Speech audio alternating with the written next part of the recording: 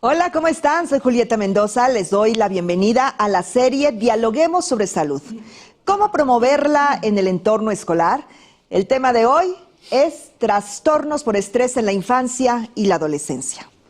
La Secretaría de Educación Pública, a través de la Dirección General Aprende MX, junto con la Comisión Nacional de Salud Mental y Adicciones, CONASAMA, presentan este esfuerzo de colaboración a favor de nuestra comunidad educativa.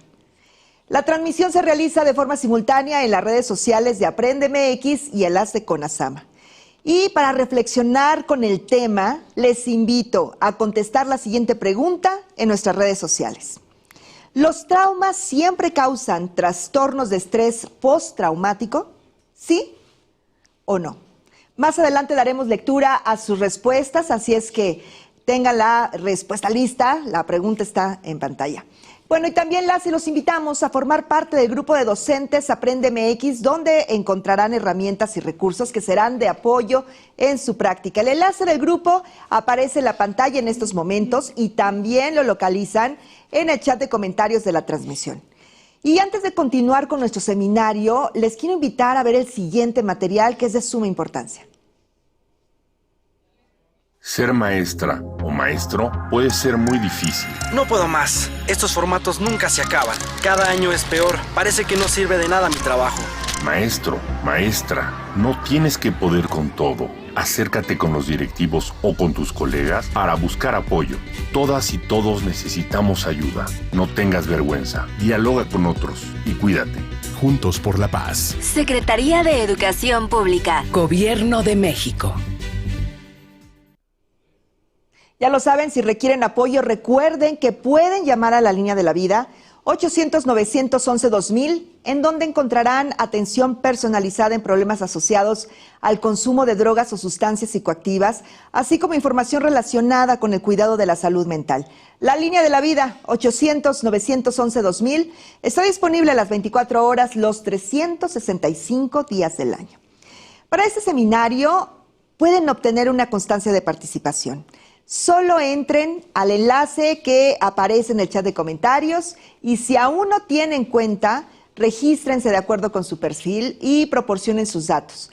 En caso de no pertenecer al sector educativo o no formar parte de la plantilla de una escuela, pueden registrarse con el perfil de estudiante y colocar la clave del Centro de Trabajo o CCT, del Centro de Capacitación Televisiva y Audiovisual que está apareciendo en pantalla y en el chat también de esta transmisión.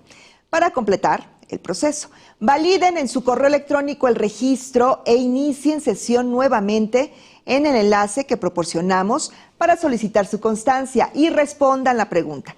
Y si su respuesta es correcta, podrán descargar su constancia inmediatamente. Es importante mencionarles que solo cuentan con 7 días naturales a partir de esta fecha de transmisión en vivo para obtener su constancia.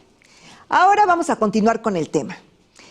Las afectaciones en la salud mental durante la infancia o la adolescencia se manifiestan en el desarrollo del pensamiento, la conducta o las habilidades sociales, así como también en la regulación de las emociones que se consideran adecuadas para cada edad. Es complicado identificar alguna alteración extrema y de cuidado en niñas, niños y adolescentes, ya que puede ser difícil para ellos expresarse o decir cómo se sienten. Por ello, en este seminario conoceremos las posibles causas, así como los principales síntomas que se presentan por los trastornos de estrés en niños, niñas y adolescentes. Para seguir reflexionando, les invito a participar en Mentimeter. En el chat de comentarios y en pantalla aparece el enlace y el código QR para que ingresen al cuestionario y respondan las siguientes preguntas. ¿El estrés postraumático puede presentarse aún cuando no se haya vivido un evento traumático directamente? ¿Sí o no? Esa es la primera pregunta. La siguiente, ¿cuánto tiempo deben de durar los síntomas para pensar en la presencia de estrés postraumático? A, 1 a 3 días. B, de 5 a 10 días. Y C, más de 30 días. Ahí están las preguntas y más adelante estaremos compartiendo sus respuestas con nuestra especialista. Y para ahondar en el tema, Contamos con la presencia de la doctora María Josefa Cavazos Olivo, médica adscrita a la Clínica de Desarrollo del Hospital Psiquiátrico Infantil, doctor Juan N. Navarro. En nombre de la Dirección General de Aprende MX, le damos la más cordial bienvenida a este seminario virtual, doctora. Muchas gracias. Gracias por la invitación. Al contrario, muchas gracias. Y bueno, pues antes de comenzar con la presentación de nuestra invitada, acompáñenme a conocer parte de su trayectoria. Doctora María Josefa Cavazos Olivo, médica adscrita a la Clínica de Desarrollo del Hospital Psiquiátrico Infantil, Dr. Juan N. Navarro. Maestra en Estudios Avanzados de Niños y Familias por la Universidad Estatal de Arizona. Médica cirujana y partera egresada de la Universidad Nacional Autónoma de Nuevo León. Tiene una especialidad en psiquiatría por la Universidad Autónoma de México. Cuenta con el curso de especialización en psiquiatría infantil y de la adolescencia por el Hospital Psiquiátrico Infantil Dr. Juan N. Navarro. Se desempeñó como coordinadora en el programa de desarrollo infantil Healthy Steps en el St. Joseph Hospital and Medical Center en Phoenix, Arizona, y como especialista en familias con población migrante en el programa Early Head Start de Southwest Human Development. Actualmente es médica adscrita a la Clínica de Desarrollo del Hospital Psiquiátrico Infantil Dr. Juan N. Navarro.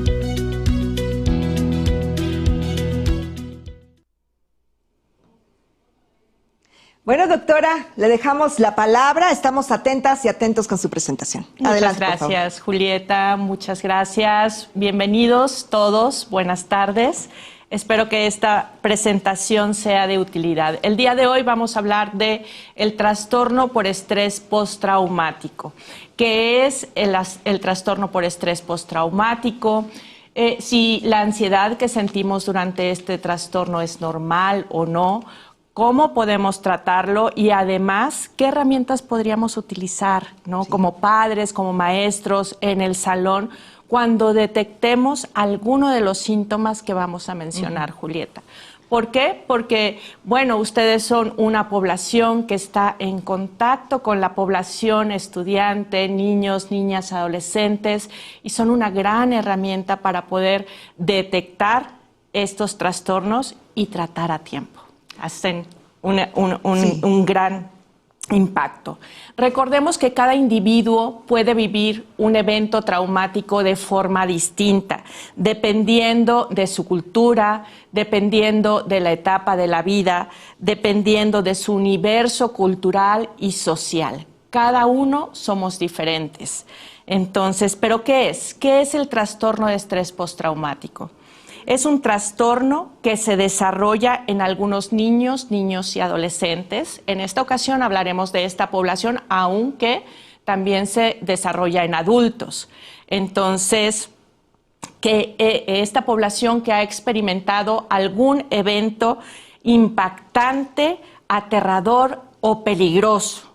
Por ejemplo, le decía a Julieta, la pandemia que vivimos en el 2020 es un evento traumático que todos vivimos, ¿sí? Tanto personal de salud como ustedes, maestros, como los niños, como las familias de los niños. El sismo que vivimos aquí en la Ciudad de México en el 2017.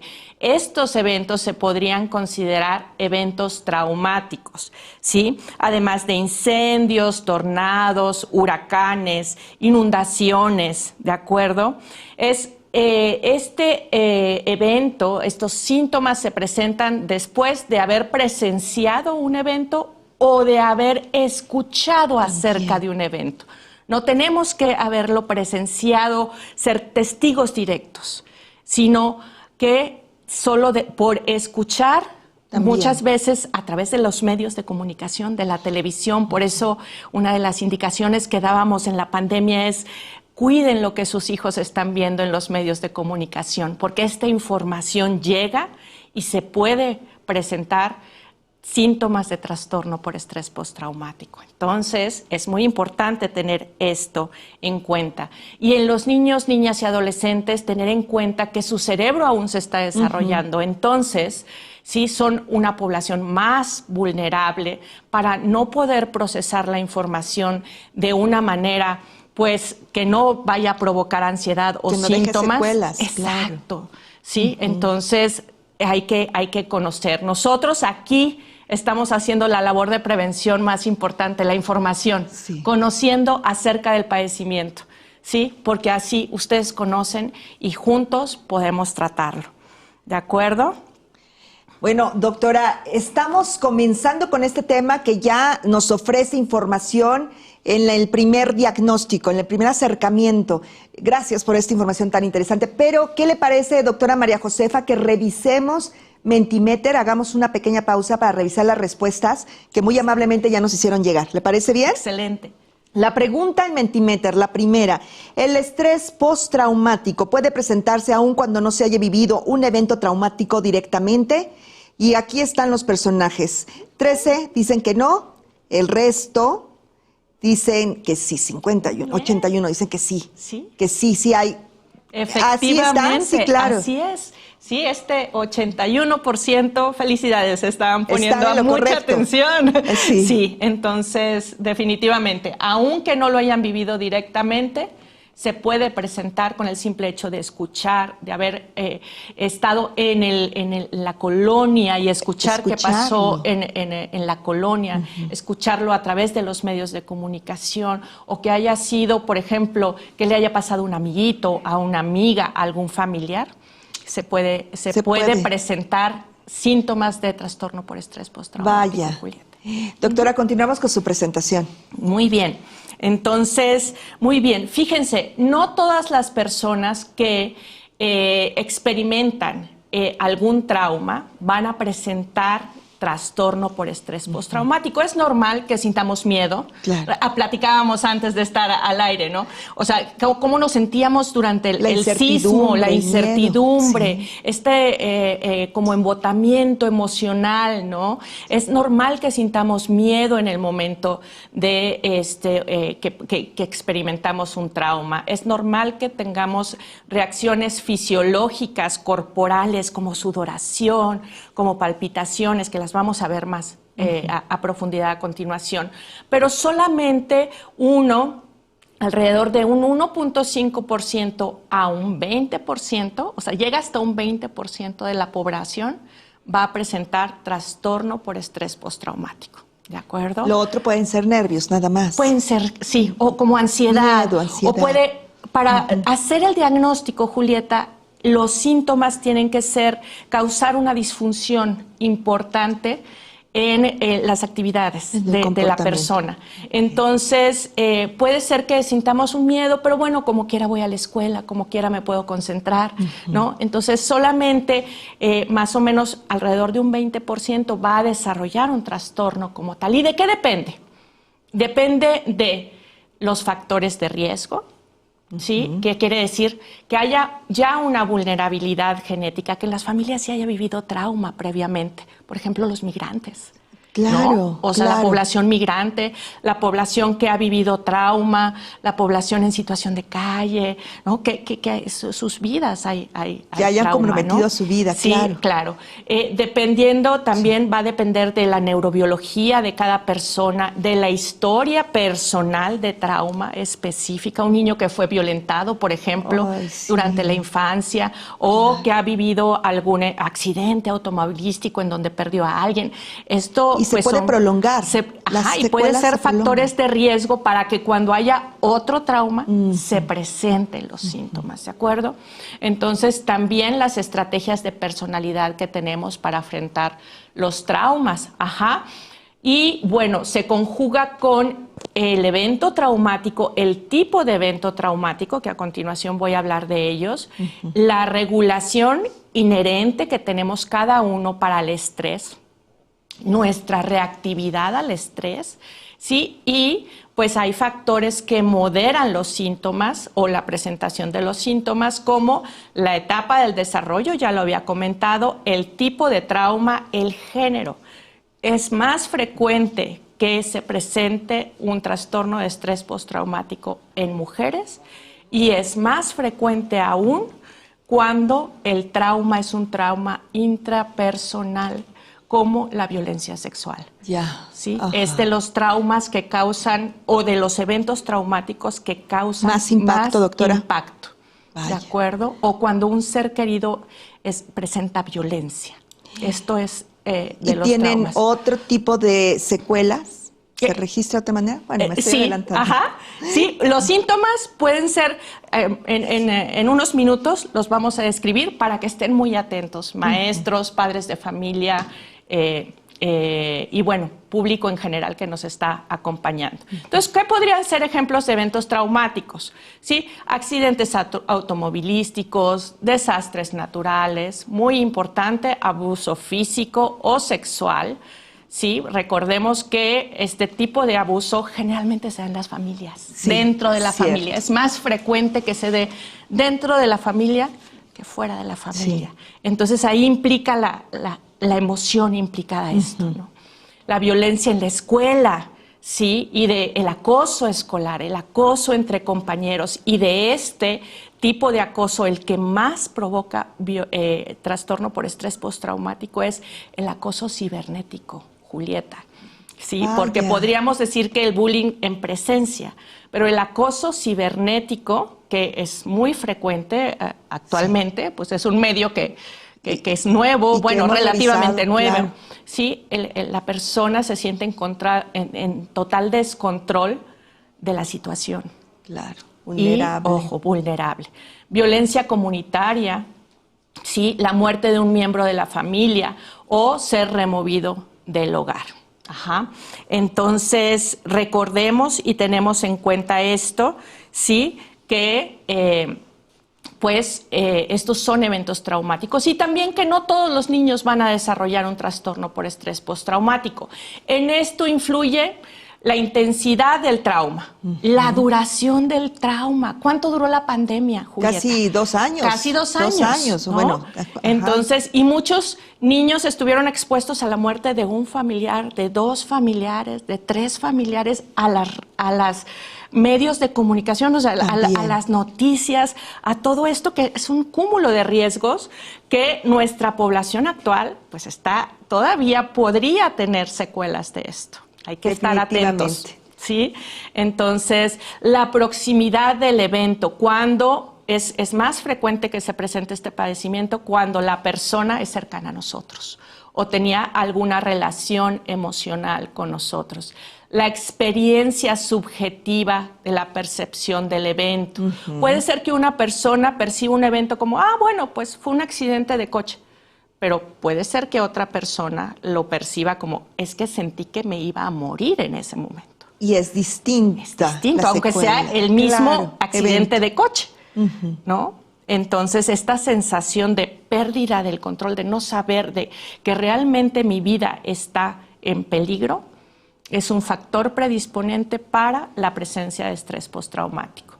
Y el grado de control que se sintió ante lo sucedido es, pues yo me pude defender. O sea, esto es algo positivo, ¿no? Pero si se siente un grado de indefensión importante, de no pude hacer nada, ¿sí?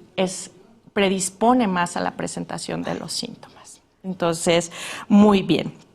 ¿Y cuáles son los factores de riesgo que podemos tomar en cuenta? Haber presentado victimización previa, exposición, como lo dije hace un momento, a violencia intrapersonal, interpersonal, el abuso sexual es un factor para presentar trastorno por estrés postraumático de por sí. Variables posteriores al evento, y esto me parece bien importante porque en la escuela se puede hacer mucho. El apoyo que puedan tener por parte de los maestros, ¿no? ¿Y los pares, amiguitos y también? Los pares, los amiguitos, cuando sabemos acerca del evento que estamos viviendo, informamos acerca de esto y podemos darles contención y un lugar seguro a los niños, podemos minimizar mucho los riesgos. El ser mujer, el antecedente de psicopatología previa o el pertenecer a una familia disfuncional son factores de riesgo. ¿Por qué? Porque, bueno, yo siempre les digo a mis pacientes, pues la familia debería de ser ese lugar seguro, ¿no? Tu entorno seguro y la escuela también, ¿no? Tu entorno seguro en donde podemos ser nosotros mismos, llegar y decir, me siento así, me pasó esto, sin temor a ser juzgado, a ser agredido. Entonces, sí, cuando hay disfunción en la familia, pues es un factor de riesgo muy importante, Julieta. Muy bien. Y bueno, hablemos de la violencia, de la reacción al estrés. Como decíamos, todos tenemos estrés. Yo ahorita mismo tengo estrés, ¿no? Estoy ansiosa. Pero cualquier elemento puede ser un detonante del estrés. Hasta, no sé, quizá estudiantes que tengan que presentar tema en la escuela. Exacto. O que presenten examen. Todo puede ser un factor, doctora. Pero no para estrés postraumático, para presentar estrés. Que la respuesta al estrés es una respuesta normal en el ser humano, ¿sí? O sea, el estrés nos salva, ¿no? Porque decimos, ay, aquí me están siguiendo, entonces camino más rápido, ¿no? Sí. Entonces, el estrés realmente nos salva y forma parte de nuestros mecanismos básicos de supervivencia de todos los seres humanos. Nos incita a actuar. Muchas veces dicen, híjole, es que agarré una fuerza que ni yo, y al otro día estaba bien adolorida. Que podía tener. Sí, ¿no?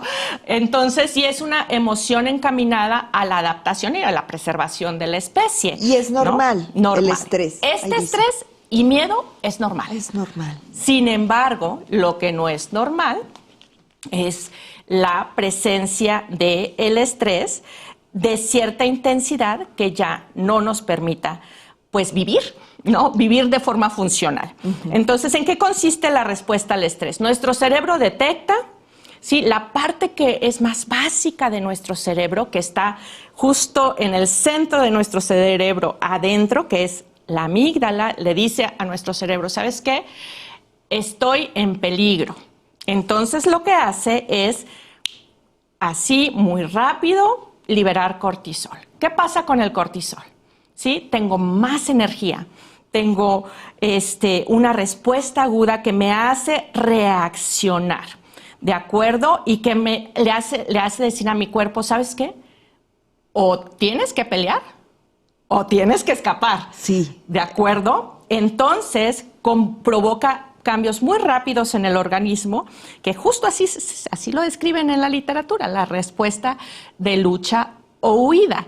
Y es como la activación del eje hipotálamo, hipófisis, adrenal y la liberación aguda de cortisol. ¿Qué va a hacer esta liberación aguda de cortisol? Va a hacer que respire más rápido, empezamos a respirar más rápido, ¿no? Claro, nos agite como agitados. Exacto, ¿por qué? Porque necesitamos más oxígeno. Nuestro cerebro y nuestros músculos necesitan oxígeno o para pelear o para irnos rápidamente, ¿de acuerdo?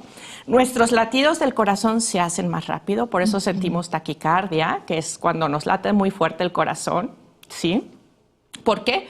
Porque necesitamos más sangre. La sangre lleva el oxígeno a los diferentes órganos, ¿de acuerdo? Se dilatan nuestras pupilas, ¿por qué? Porque necesitamos ver mejor, ¿de acuerdo? Entonces, y hace este cortisol aumentado, hace que la persona tenga la energía suficiente o para pelear o para irse, para huir rapidísimo, ¿no? Entonces se activa esta respuesta de lucha y huida. Pero cuando baja el estrés, la percepción del estrés, lo que esperamos es volver a la normalidad, ¿de acuerdo? Es volver a la normalidad. Si quieren adelantarle un poquito a la diapositiva, ¿sí? Entonces, un poquito más, ¿de acuerdo? Que estas diapositivas nos explican a profundidad, pues, la reacción que hay en el pulso, en la presión arterial, en la respiración, Entonces, y la respuesta de lucha o huida en nuestro organismo. Entonces, de pronto, pues sudamos, de pronto nuestro ritmo cardíaco aumenta, ¿sí? Y todo esto tiene el propósito de salvarnos, ¿sí? El oxígeno llega a nuestro cerebro se carga de energía, aumentando el estado de alerta. Tenemos mayor agudeza visual, entonces, y aumentamos la liberación de glucosa en la sangre, de la grasa, sacamos la grasita de los sitios en donde se acumula regularmente, porque cuando la grasita se desdobla en energía. Y es lo que necesitamos. Eso es lo que necesitamos. Lo que requiere el cuerpo. Exactamente. Sí. La energía la libera y entonces me permite a mí huir. ¿De acuerdo? Liberación de cortisol, respuesta al trauma. ¿Ok? Entonces, este eje hipotálamo, hipófisis, adrenal me permite a mí reaccionar. Es el sistema nervioso simpático, ¿de acuerdo?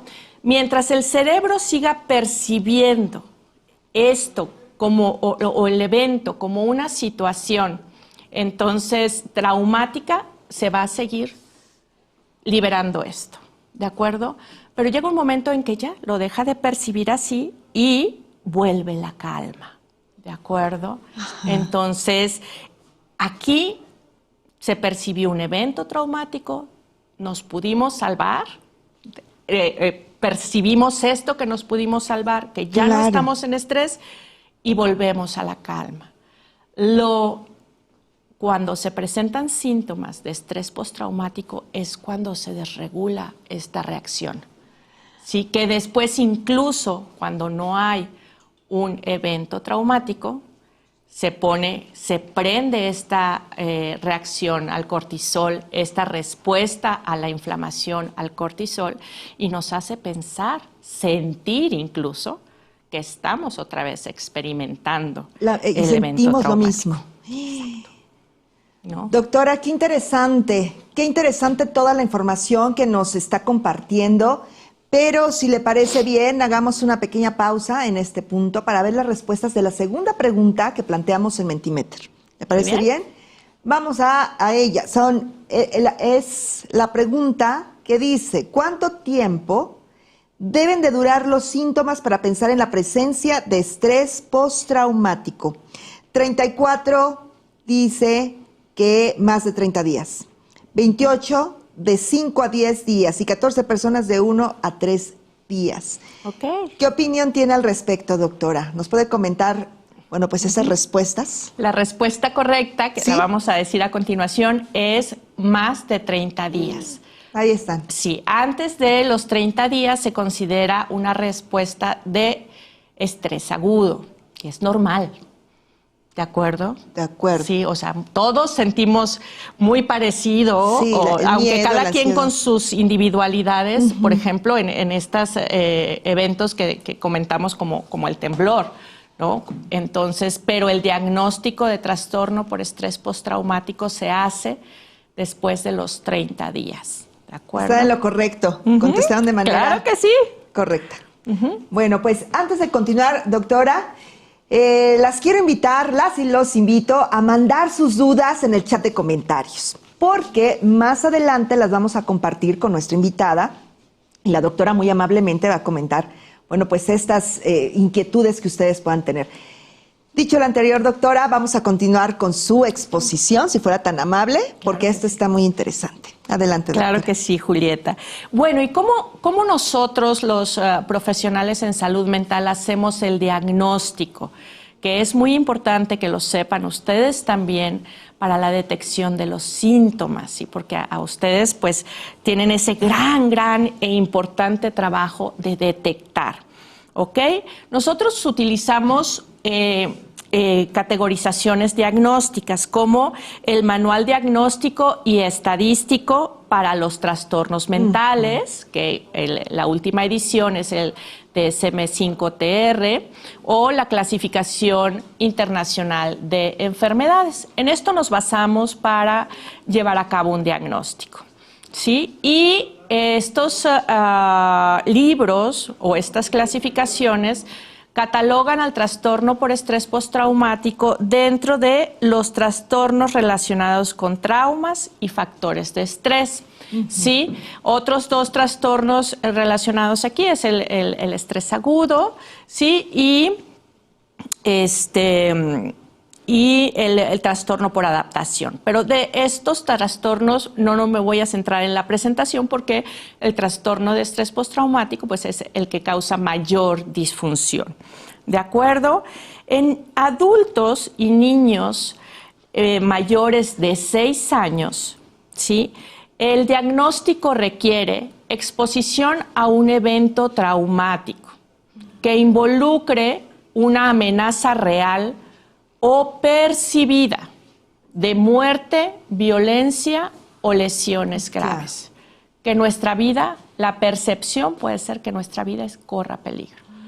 La exposición puede ser por experiencia directa o indirecta. Y los síntomas deben de durar más de un mes. Más de un mes, ya lo revisamos. Sí, lo revisamos, ¿verdad? Y ser lo suficientemente grave como para interferir en el funcionamiento. Me decías que si solo es miedo, como si solo es ansiedad. No, para hacer el diagnóstico debe de haber una alteración en el funcionamiento. Yo tenía una paciente chiquita de 7 años que después del sismo del 2017 no quería ir a la escuela y no había poder humano que le hiciera entrar a la escuela. A ella le tocó vivir, pues, fue como a la 1 de la tarde. Claro, estaban en la escuela, estaban en entonces, le tocó vivirlo en la escuela. Y podríamos decir, no, pues oblígala, no, pues es que se está haciendo. No, ella realmente sentía esta sensación de que podía morir ahí, ¿no? Entonces, sí, bueno, afortunadamente, de hecho, hicimos una colaboración muy bonita con los maestros, que, bueno, además del tratamiento en salud mental, y que, bueno, ya más o menos como 6 meses después, se pudo remediar. Vaya. Y era una niña de 10, que uno no podría decir, bueno, o sea, era una niña que cumplía con todo, a la cual sí le causaba un problema no ir a la escuela. Decía, es que yo quiero ir a la escuela, pero llegaba a la puerta y no podía entrar. Entonces, bueno. Estrés postraumático. Postraumático. Entonces, además de estos 3 factores que dije, la exposición a un evento, que puede ser directa o indirecta, con alteración en la función, por más de 30 días, debemos de tomar en cuenta uno, al menos, de los siguientes 4 grupos de síntomas. ¿Cuáles son? Síntomas intrusivos, o sea, que los presentamos, aunque no queramos, ahí están. Ahí están. ¿De acuerdo?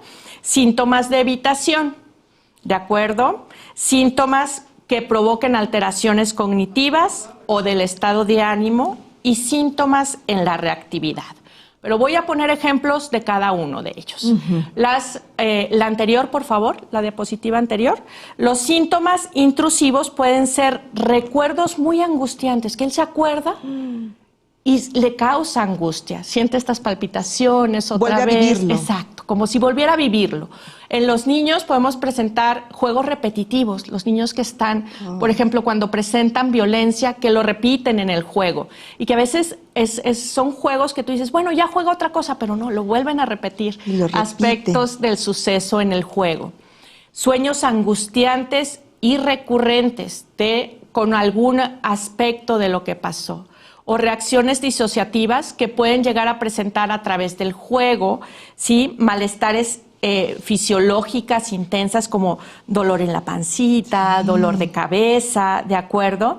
¿Sí? Que simbolizan, que pasan cuando nos acordamos del evento. Entonces, estos se catalogan, como síntomas intrusivos. Y ya les di ejemplos. ¿Cuáles son los síntomas de evitación? Son esfuerzos por no pensar en lo que pasó, no tener recuerdos. No me quiero acordar, no quiero hablar. Tratar de suprimirlos. Tratar de suprimirlo, ¿no? Esfuerzos para evitar los recuerdos, pensamientos, conversaciones, sentimientos, actividades o lugares, como esta niña a la escuela, ¿no? O sea, no quería ir a la escuela. Olores o personas relacionadas con el evento, ¿de acuerdo? Entonces, estos se catalogan como síntomas de evitación. ¿Ok?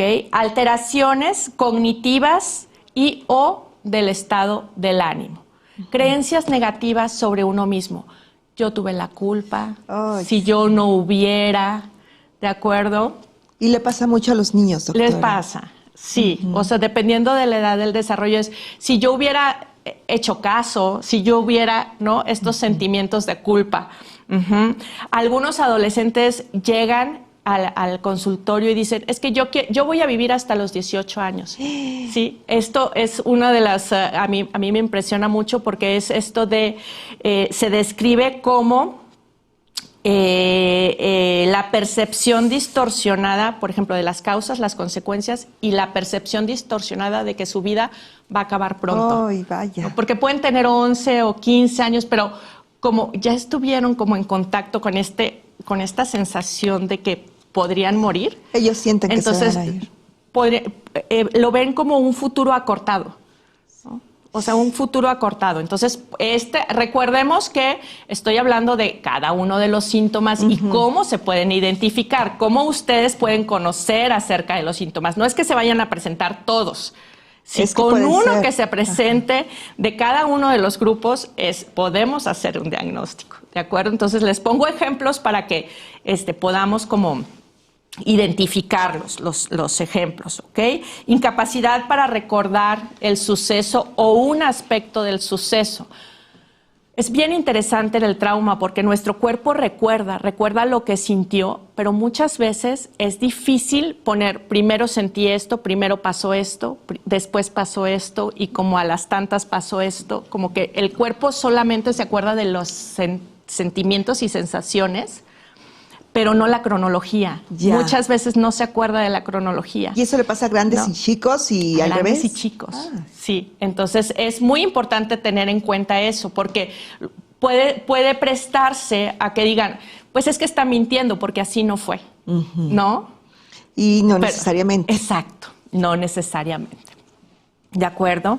Entonces, y alteraciones, síntomas de alteraciones en la reactividad, como sobre todo en los niños y adolescentes, pueden estar más irritables o pueden presentar conductas oposicionistas. Niños que eran muy tranquilos, niños que le hacían caso a la maestra. Ahora, no, bueno, ¿yo por qué? Retadores. ¿No? Retadores con conductas oposicionistas de dejar de hacer la tarea y entonces se puede manifestar en una alteración en el rendimiento escolar que ustedes siempre están bien al pendiente de eso y la verdad es que muchos de los niños que nos llegan al hospital en donde yo trabajo pues son referidos por los maestros. Gracias por eso. O sea, hacen de verdad que la identificación oportuna y la adecuada referencia hace la diferencia. La diferencia en la vida de otros niños. O sea, entonces, bueno. Y voy a hablar ahora de las características clínicas en los niños de 6 años o más pequeños, porque tal vez el niño no te puede decir, bueno, es que tengo miedo por esto o siento mi corazón así, si no lo pueda verbalizar. Sin embargo, juega. Los niños juegan y expresan sus realidades a través del juego. Entonces es más frecuente ver juego traumático, así se le llama, que es un juego repetitivo acerca del evento en donde pueden, que uno como adulto se puede quedar, ¿cómo está jugando a eso, no? ¿Por qué dices eso? Ajá, ¿por qué dices eso? No lo digas, ¿no? Entonces, pero hay un foco rojo. Exacto, está representando a través del juego pues su ansiedad. Los síntomas evitativos también se pueden asociarse a restricciones en el juego. Un niño que deja de jugar, ¿no? Híjole. Un niño que es maltratado generalmente no juega muy frecuentemente. ¿Y si juega con estos patrones? Y si juega con estos patrones, exactamente. Es frecuente la presencia de sueños. Hay que preguntar, ¿y qué soñaste? A lo mejor no les saben decir la secuencia del sueño, pero generalmente dicen, pero es que me daba mucho miedo, ¿no? Y a lo mejor no se acuerdan de qué soñó, pero o se despiertan, como con pesadillas, ¿no? Hay que investigar las pesadillas frecuentes. Puede haber, como les dije, alteraciones en la conducta. Recordemos que, bueno, yo siempre les digo a las mamás, bueno, si nosotros mismos cuando estamos enojados o tenemos miedo, no siempre nos salen las palabras, imagínense los niños. Un niño, a una niña. Imagínense los niños, lo expresan más a través de la conducta, que puede ver, como esta niña, por ejemplo, es que no quiero ir a la escuela y le decía a la maestra, no quiero trabajar aquí, se podría tomar como una conducta oposicionista. Como un desacato, pero ella tenía ansiedad y miedo postraumático. Ella tenía ansiedad y miedo.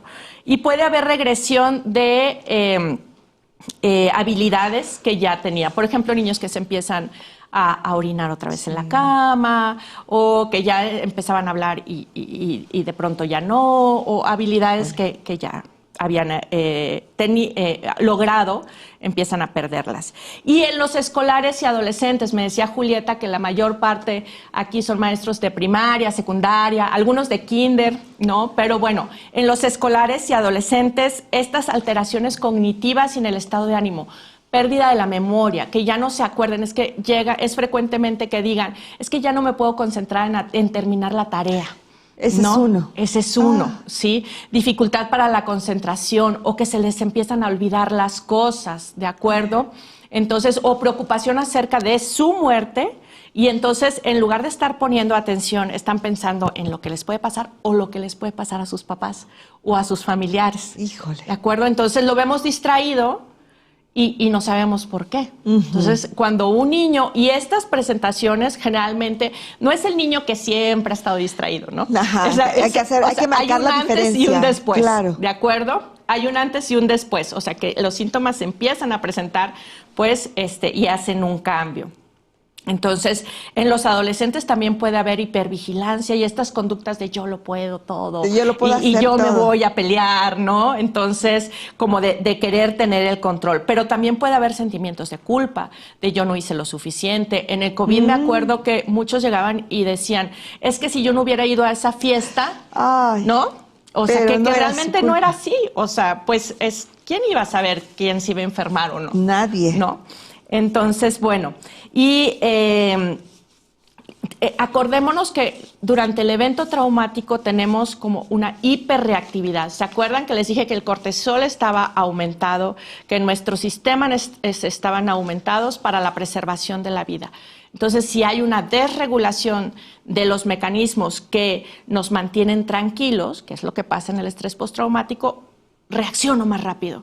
¿De acuerdo? Entonces esto se puede presentar con hiperreactividad emocional. Ese es otro foco. Otro foco, ¿no? Es más frecuente en los adolescentes, que empiecen a reaccionar pronto y a enojarse pronto. Entonces, muy bien. ¿Y qué es lo que en esta siguiente diapositiva habla de la evaluación psicológica? Y yo me pregunté si tenía que ponerle este título u otro título, pero sí, le dejé este título porque ustedes también pueden hacer una pequeña evaluación y pueden utilizar esto. Sí, el lenguaje adecuado para su edad. El lenguaje adecuado para la edad, la escucha activa y la validación de sentimientos. Utilizar preguntas abiertas cuando hablemos acerca de esto. Platícame, ¿cómo te sientes? ¿No? Validar, ¿qué fue lo que soñaste? ¿Qué te despertó? Es que no dormiste bien. Bueno, ¿por qué? ¿Qué soñaste? Y si no te dicen, también es otro parámetro. Exacto. Sí, entonces, porque corremos el riesgo de... no, pues está mal, no hables de eso. O si juzgamos o no escuchamos activamente, podemos retraumatizar. Entonces, creo que son recomendaciones para todos los que estamos con esta población, ¿de acuerdo? Y bueno, conocer que esto se puede volver crónico, el trastorno por estrés postraumático, que puede ir acompañado de depresión, de ansiedad, de consumo de sustancias en los adolescentes, ¿no? Sí. Entonces, y que podemos hacer una alianza terapéutica entre los profesionales de salud mental y los profesionales de la educación, ¿sí? Tener en cuenta que las intervenciones terapéuticas deben de tener un enfoque biopsicosocial. La intervención temprana es muy importante.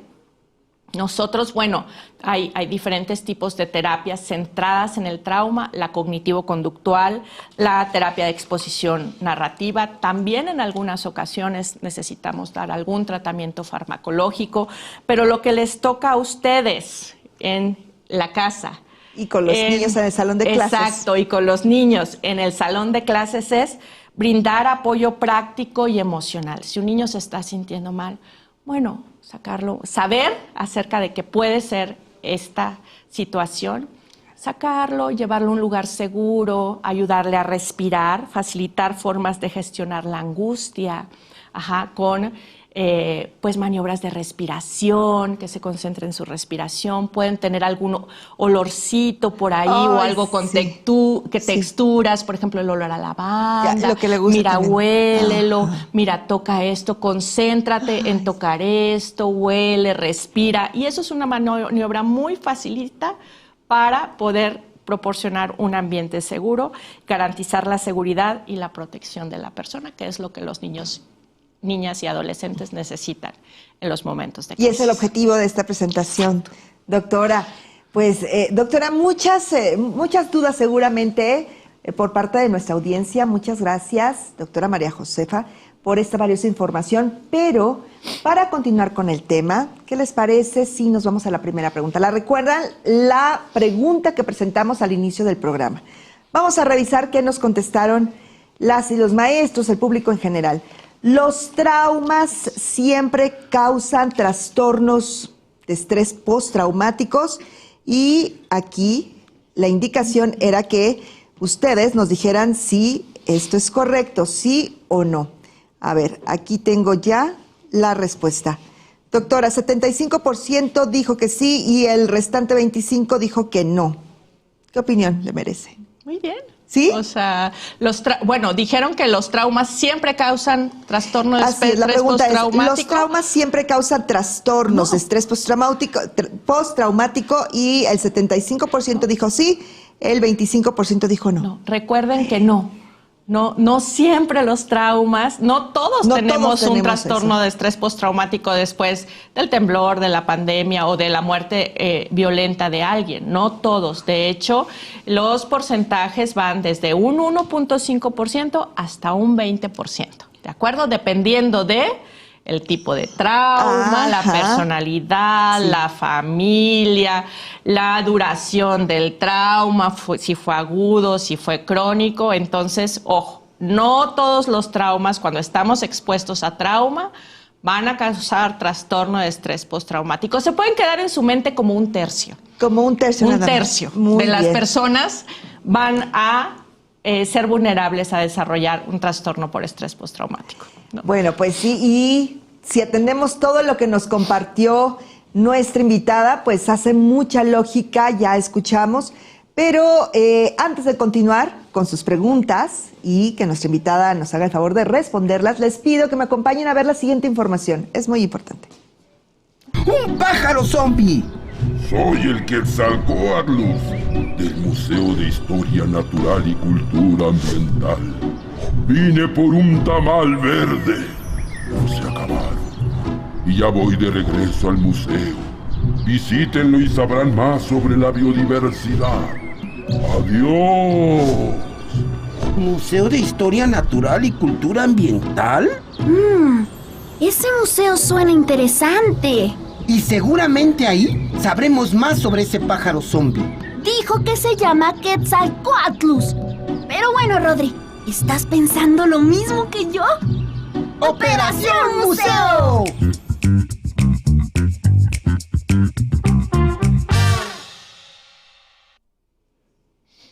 Operación Museo, acompáñanos a ver la aventura.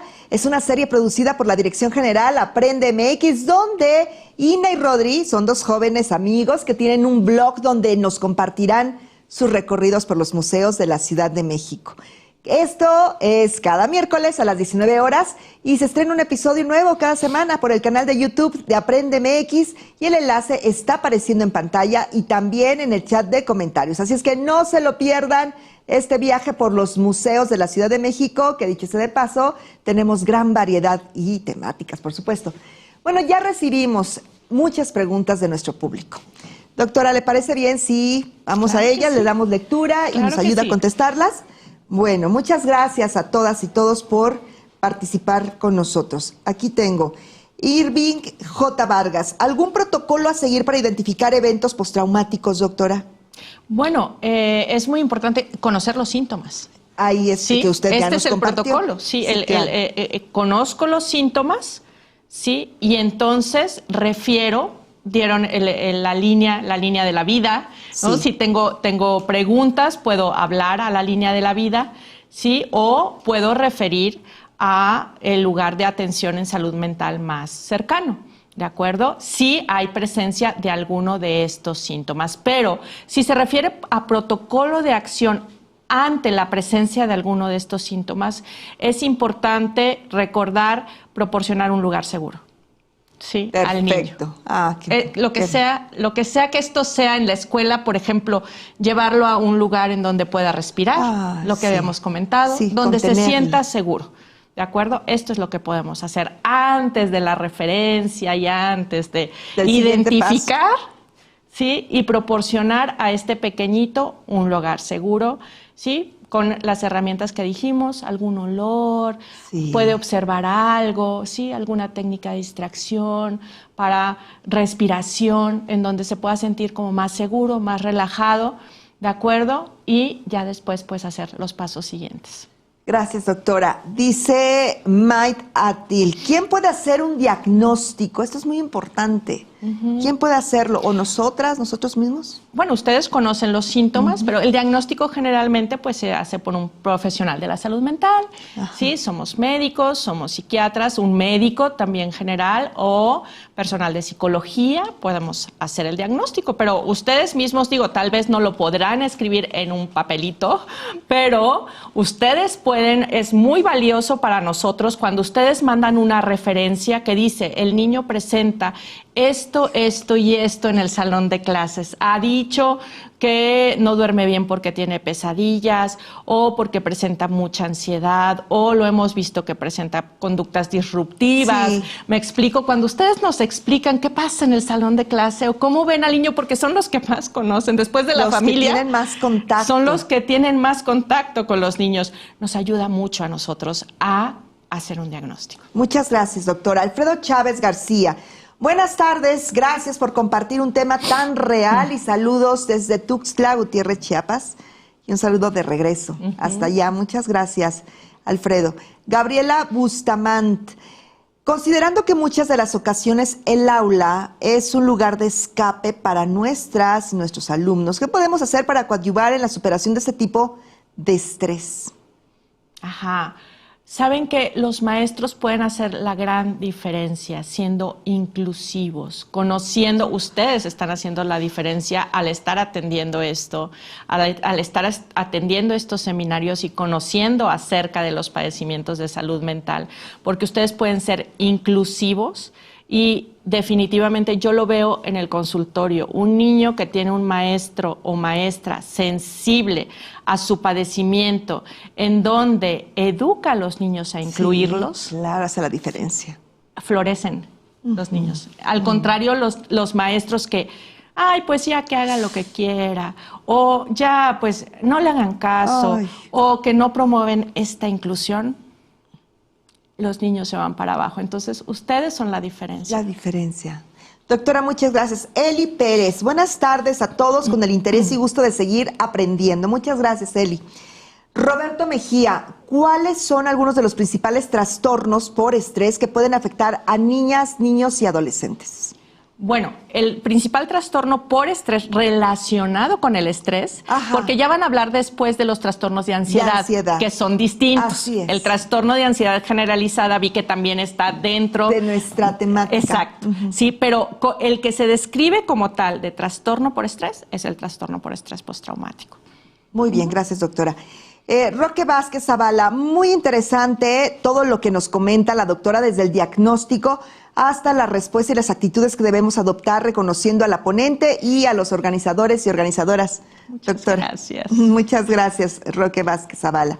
Bruno Ers, ¿cuál es el papel de la familia en el manejo y la prevención de los trastornos por estrés? Doctora. Exacto, o sea, la familia puede hacer la diferencia en el desarrollo de los síntomas o en la prevención de los síntomas. Si tenemos una familia en donde podemos tener un lugar seguro, en donde hay apoyo familiar, en donde el niño puede expresar sentimientos y emociones sin miedo a ser pues desvalidado, en la familia valida estos sentimientos y emociones, pues la familia definitivamente o es un factor protector o es un factor de riesgo. Vaya. Al igual que los maestros. Sí, también. O son un factor protector o son un factor de riesgo, ¿no? Entonces, ¿cuánta responsabilidad? Muchísima. Muchísima. Raciel René Prat Primels dice, muchas gracias por la oportunidad de participar y aprender. Gracias a usted. Graciela R., ¿cómo pueden los trastornos por estrés en la infancia y la adolescencia afectar el desarrollo emocional y social? Bueno, ahí de antemano se está afectando el desarrollo emocional. ¿Por qué? Porque estos síntomas impiden un adecuado funcionamiento. En esta niña, por ejemplo, que comenté durante la presentación, pues no iba a la escuela, se alejó de sus amiguitas, se alejó de sus amiguitos, tenía que hacer su tarea solita en su casa, todo lo cumplió, pero lo hacía solita en su casa. ¿Me explico? Entonces aquí hay una alteración en el desarrollo social. Sí, ante la falta de herramientas como para manejar las emociones, pues hay una alteración en el desarrollo emocional. Incluso puede haber una alteración en el desarrollo académico, también, porque deja de hacer las cosas, no se puede concentrar, se le olvidan las cosas, ¿de acuerdo? Y bueno, o sea, y en todo el desarrollo en general, en ocasiones también hay conductas disruptivas como, pues, no solo conductas oposicionistas hacia los maestros, sino ponernos en riesgo. Entonces, sí, todo hay que estar muy atentas y atentos, maestras, maestros. Marta Lucila Quinil, es interesante y necesario tomar este tipo de cursos, pues es útil para ayudar y poder identificar los diversos problemas de las y los alumnos, ¿sí? Como ya lo dijo nuestra invitada de hoy. Emi Soriano, ¿cuál es la relación entre estos trastornos por estrés y otros problemas de salud mental como la ansiedad y la depresión, doctora?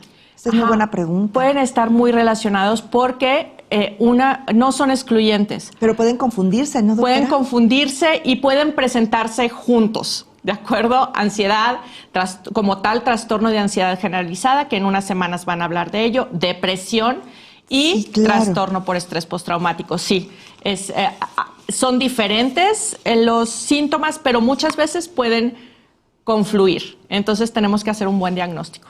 Muchas gracias. Tengo por aquí una pregunta más. Lisbeth Bautista García, este tema es muy relevante para estar atentos con las y los alumnos, doctora. Sí, considero que sí. Para mí es muy importante porque es un trastorno que causa disfunción y que se puede tratar. Muchísimas gracias. Gracias a la doctora María Josefa por compartir la información a familias y a ustedes, docentes de nuestra comunidad educativa. Pero si desean consultar los seminarios virtuales de esta serie, les invito a revisar la lista de reproducción en YouTube. El código QR está apareciendo en la pantalla en estos momentos y también en el enlace que está en el chat de comentarios. Bueno, y les recuerdo que pueden obtener una constancia de participación de este evento. Entren al enlace que aparece en el chat de comentarios. Si aún no tienen cuenta, regístrense con su perfil y proporcionen sus datos. En caso de no pertenecer al sector educativo o no formar parte de la plantilla de una escuela, pueden registrarse con el perfil de estudiante y colocar la clave del Centro de Trabajo o CCT del Centro de Capacitación Televisiva y Audiovisual que está apareciendo en la pantalla y también está en el chat de esta transmisión, para de esta forma completar el proceso. Validen en su correo electrónico el registro e inicien sesión nuevamente en el enlace que proporcionamos para solicitar su constancia. Respondan la pregunta y si su respuesta es correcta, podrán descargar su constancia inmediatamente y es importante que tomen en cuenta que solo tienen 7 días naturales a partir de esta fecha de transmisión en vivo para obtenerla. Así es que revisen bien sus datos, que no estén mal escritos, que estén correctos y a descargar esa constancia. Y bueno, agradecemos la participación de la doctora Cavazos, que pues muy amablemente nos compartió esta información. Gracias, doctora, por esta valiosa información sobre los trastornos por estrés en la infancia y la adolescencia. Y antes de despedirnos, doctora, regálenos un comentario, un último mensaje para nuestra comunidad educativa. Muchas gracias, Julieta. Bueno, quiero dar las gracias a todos por estar aquí, por dedicar un poco de su tiempo a la salud mental, para tener más información acerca de los trastornos mentales, cómo identificarlos, cómo podemos referir y cómo podemos actuar a tiempo. Gracias a ustedes por escucharnos. Al contrario, doctora Cavazos, muchas gracias a usted. María Josefa Cavazos Olivos, gracias por acompañarnos y gracias a esta presentación ahora sabemos más de este trastorno. Hemos llegado ya al final de la transmisión. En nombre de Aprende MX agradecemos su asistencia. Muchas gracias, doctora. No olviden sumarse a la siguiente emisión que vamos a llevar a cabo de la mano de CONASAMA el próximo 12 de marzo a las 16:30 horas, tiempo de la Ciudad de México. Así es que las y los esperamos. El tema es ansiedad social en la infancia y la adolescencia. De igual forma, damos gracias al personal técnico, académico y a los traductores de la lengua de señas mexicana que hacen posible esta transmisión. Yo soy Julieta Mendoza y nos vemos muy pronto. Pásenla muy bien.